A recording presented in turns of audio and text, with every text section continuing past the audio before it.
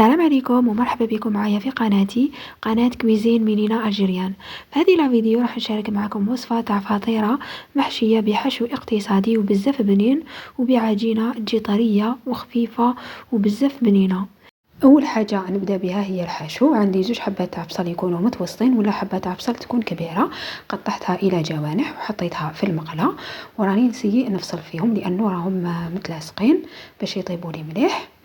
وندير لهم ربع كاس تاع ولا ربع فنجان تاع اتاي تاع زيت ونحطهم فوق النار تكون قليله، نغطي عليهم ونخليهم حتى يذبالوا شويه. بعدها جبت حبه تاع فلفل احمر قطعته الى مربعات ولا مكعبات تكون صغيره، ولا ديروا حبه تاع حار. اذا ما كانش متوفر عندكم تقدروا تستغنوا عليهم. انا كان عندي من قبل في المجمد. نخلط شويه بالملعقه ونعاود نرجعها للنار ونغطي عليها حتى نشوف البصل تاعي يتكرمل. يتكرمل مليح ماشي يتحرق، خلوه يتكرمل باش يطلق لكم بنه هايله. وهذا هو السر تاع الحشو اللي يجي بنين كي تكرملوا البصل تاعكم. بعد ما طاب لي البصل وطاب لي الفلفل هذاك، درت زوج حبات تاع طوماطيش سكرفشتهم يكونوا متوسطين، زوج ولا ثلاثه تاع سنينه تاع ثوم، وتوابل درت مغرف صغيره تاع فلفل عكري حلو، وشويه تاع فلفل الكحل، ومغرف صغيره تاع تابل دجاج ولا كيري دجاج، ومغرف صغيره تاع الملح. ونخلط شويه ونعاود نرجعها فوق النار تكون قليله، ونخلي الطوماطيش تاعي حتى نطيب مليح. هنا اذا لقيتوها ناشفه بزاف يعني الطوماطيش تاعكم ما فيهاش الماء، تقدروا تزيدوا واحد ثلث كاس تاع الماء، ما تكثروش بزاف وخلوها حتى تطيب وتنشف لكم. ما تخلوش فيها الماء باش كي نحطوها في العجينه تاعنا ما تشمخاناش، فهمتوني؟ هنا بعد ما يبرد الحشو لازم يبرد مليح مليح. درت له واحده طوماط. وهنا تقدروا تستغنوا على طونه بالطماطم، يعني ديروا تكتوكه وحدها بصل وطماطيش وتجيكم بنينه. برك البصل تاعكم كرملوه مليح يدي اللون الذهبي ماشي يتحرق لكم، وهكا التكتوكه تاعكم راح تجيكم بنينه بلا ما ديروا لها طون، بلا ما ديروا دجاج، بلا ما ديروا لحم. زيدوا لها غير شويه فرماج وتجيكم واحد الفطيره بزاف بزاف هايله. هنا نجوزو للعجينه. عندي زوج كيسان تاع فارينه يكونوا ممسوحين ما يعادل 300 غرام، كاس مستعمل تاع 220 مليلتر. درت مغرف صغيره تاع خميره كيميائيه اللي هي نص باكي 5 غرام، ومغرف صغيره تاع قهوه تاع خميره الخبز ما كثروش بزاف باش ما تنفخلناش، ومغرف كبيره تاع الاكل ممسوحه تاع سكر، ومغرف صغيره تاع الملح، ومغرف صغيره تاع خل ابيض ولا خل، انا كان عندي خل احمر. ودرت زوج مغارف كبار تاع الاكل تاع زيت زيتون ولا ما عندكمش ديروا زيت عادي. ودرت مغرف صغيره معمره مليح تاع مارغرين راح تمدلنا بنه بزاف هايله لاباط تاعنا. وهنايا عندي بياض بيضاء والصفر خليته باش ندهن به الوجه تاع الفطيره. نخلط هذو المكونات مع بعضهم البعض.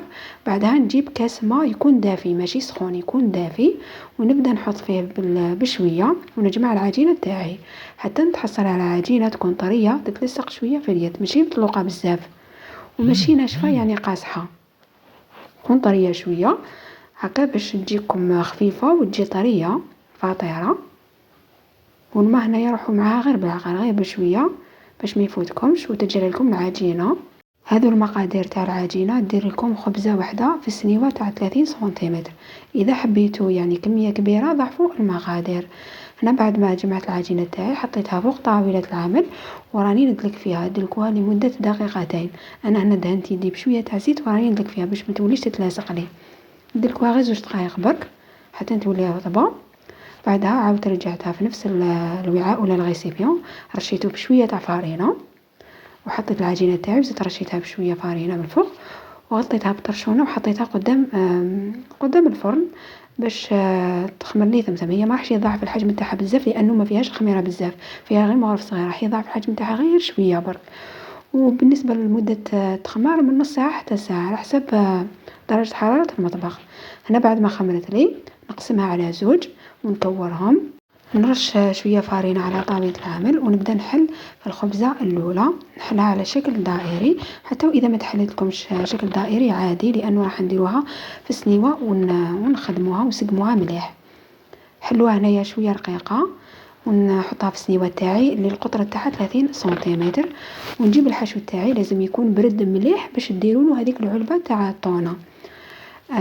ولازم يكون الحشو بارد، ما ديروش هو سخون في الفطيره تاعكم.